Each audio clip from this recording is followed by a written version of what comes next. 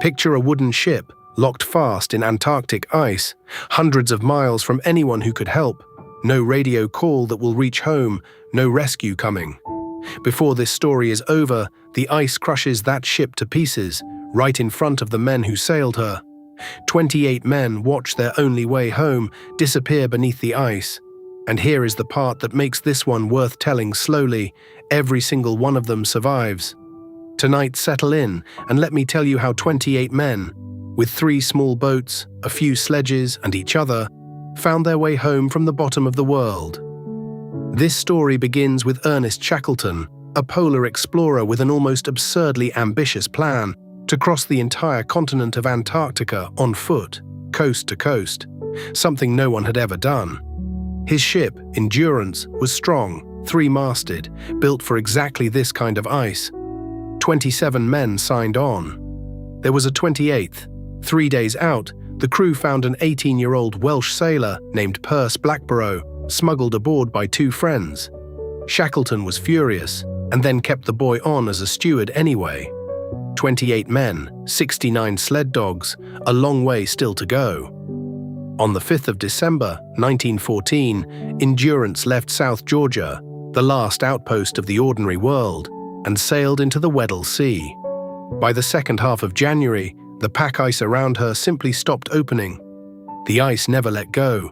Endurance was beset, frozen fast, drifting wherever the pack decided to drift, and there was nothing anyone aboard could do but wait.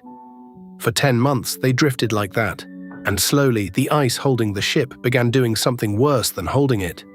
By October of 1915, the pressure had buckled the hull and Shackleton knew what was coming.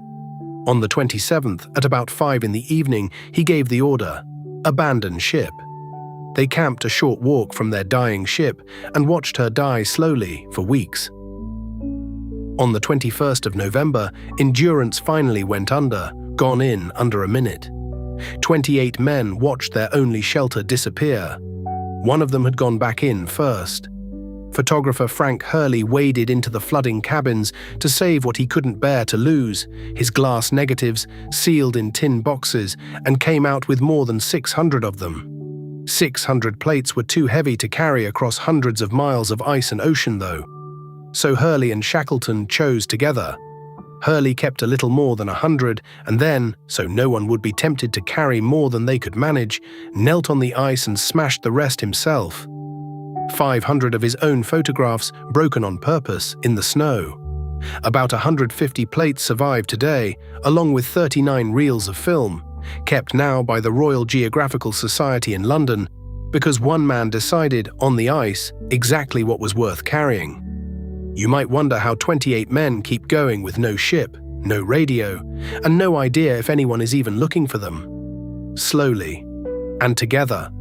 For months, the men camped directly on the sea ice, letting the drifting flow carry them slowly north, the way driftwood follows a current.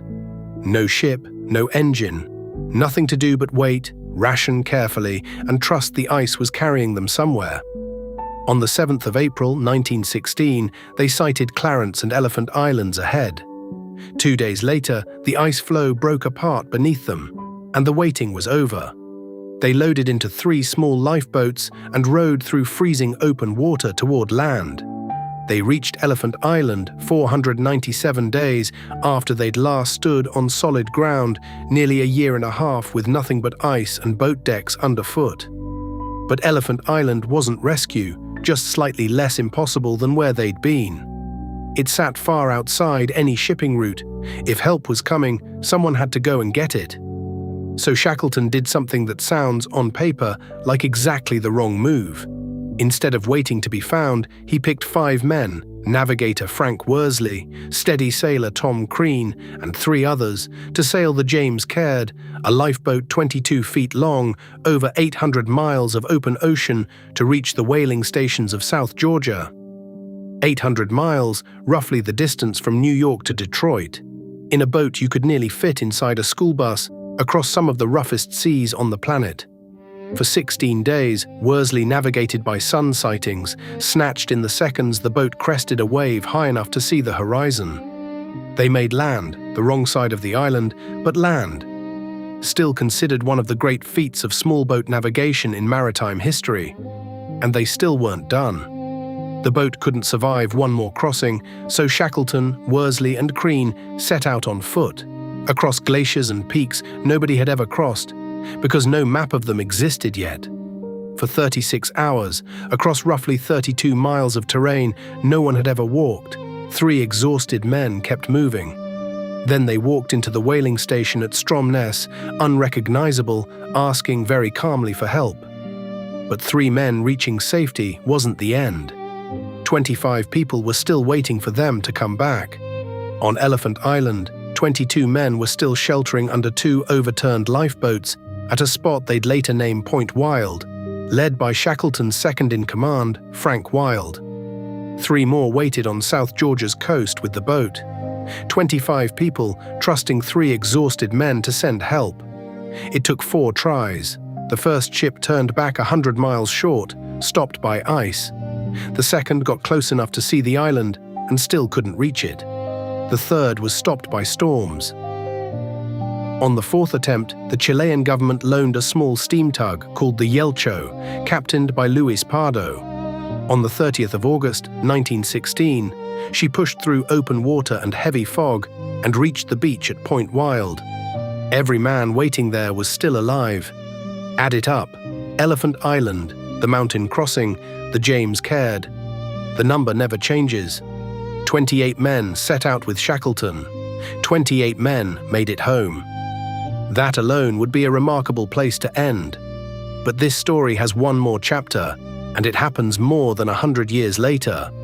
In March of 2022, an expedition called Endurance 22, aboard the South African ship Agulhas II, went looking for the wreck itself, still resting somewhere at the bottom of the Weddell Sea. On the 5th of March, they found her nearly 2 miles down, sitting almost exactly where the crew had watched her sink, more than a century before. She was still remarkably intact. Cooking utensils resting where they'd been left. The ship's name and the pole star carved into her stern, still perfectly legible, exactly as they looked the day she went under. One detail feels almost too neatly written to be true. The day they found her was exactly 100 years, to the day after Ernest Shackleton himself was laid to rest on South Georgia. He never lived to hear that his ship survived him. A century apart, the two found each other again. There's no mystery left to solve here, no missing piece, no theory to weigh. Just 28 men, a ship that didn't make it, and every one of them finding their way home anyway, across drifting ice, across the worst ocean on Earth, over mountains no one had ever crossed, because they refused to leave each other behind. Sometimes the most astonishing thing a true story can tell you is simply this: they made it. All of them. If you'd like more true stories told this slowly, consider subscribing to the Midnight Archive. A new one waits here every Wednesday. Sleep well. I'll see you next time.